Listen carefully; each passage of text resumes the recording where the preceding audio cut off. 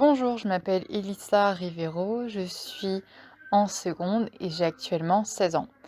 J'ai été baptisée le 7 octobre 2017. J'ai également reçu mon Eucharistie et ma confirmation.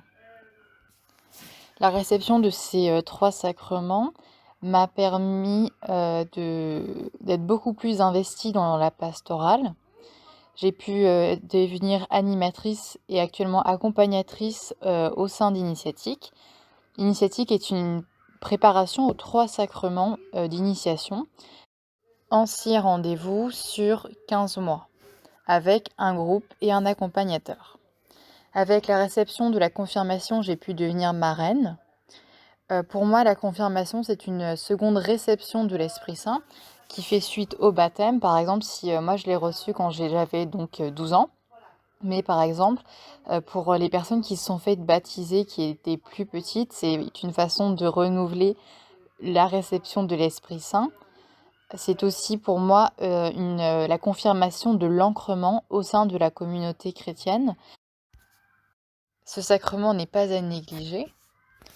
C'est un beau moment c'est un beau moment et une belle partie de la célébration parce qu'on est accompagné de son parrain ou de sa marraine ou même des 2. Pour moi, ça a été le cas et c'est avec l'évêque, pour moi, c'est passé avec l'évêque épiscopal et on a pu discuter du baptême que je venais de vivre et c'était un beau moment et émouvant.